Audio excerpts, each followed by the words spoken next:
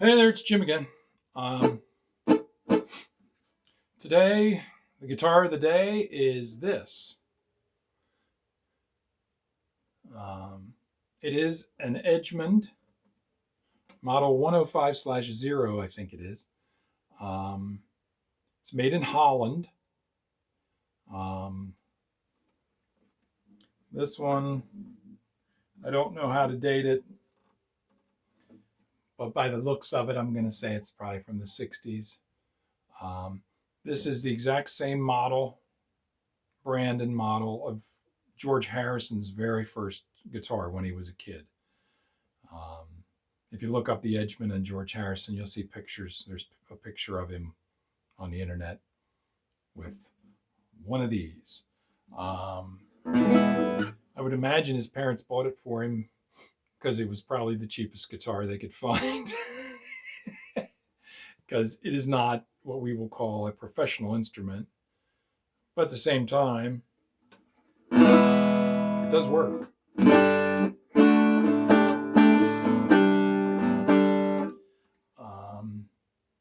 Now, it has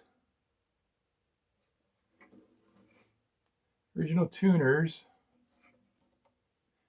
I don't know what they are. Imagine they're something from Europe. I don't know. There's a serial number there.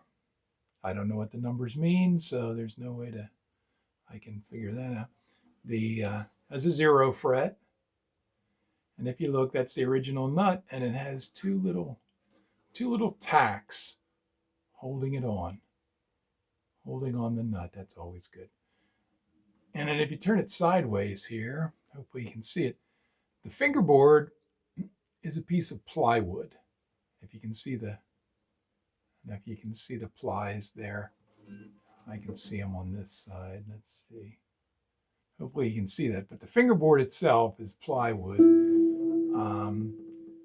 I think they probably stained the front of the fingerboard dark like that. That's just my guess, because the side is light.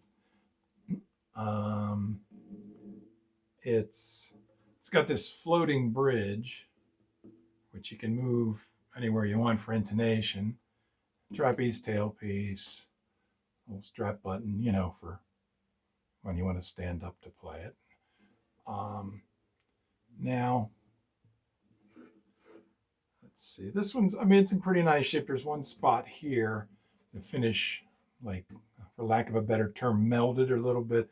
I think there must have been a vinyl strap or something against it in a case, and over time it did that. But other than that, it looks pretty good. There's some little chip there, and there's some checking in the finish here and there. But the weird thing, now I did a video when I had this apart when I was working on it. The weird thing about this is, if you look here, there's a little plastic cap. If you pop that cap just pops off. So it doesn't take much. Just take it off. There's a screw in there. And what that does is, you can, like with most guitars, if the action gets high, if the neck angle is bad, then you have to unglue the neck and do all kinds of stuff and reset the neck. On this one, you just pop that cap off. There's a screw in there, and what you do is, if you need more neck angle, if you need the angle to be better, if you need the neck to go this way, rather than this way, because as it comes this way, the action gets higher. So if you angle it back, so by tightening that screw, that angles the neck back, which in the video when I talked about the guitar, showed that how they did that. That's either a genius move or it was done just to be cheap.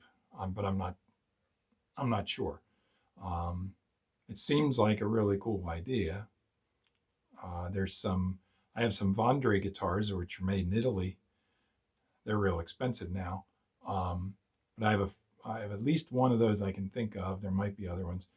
And they have a similar thing where the neck is connected here, and there's a hinge actually holding, like the neck is screwed to a hinge, the hinge is screwed to the body. And then out back there's a little thumb screw. It's just a big headed screw that you can turn. And that does basically the same thing as this. It angles the neck back.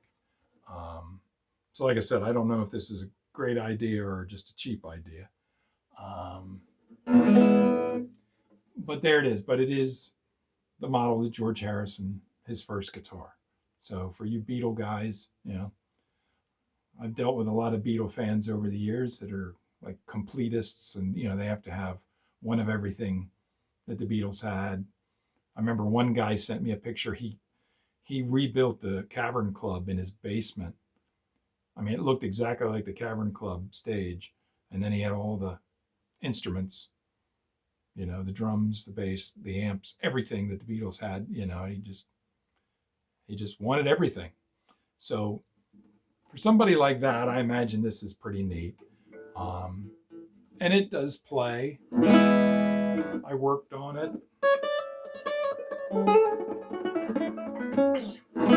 I can play it anywhere, so it's ready to go. And if you want to,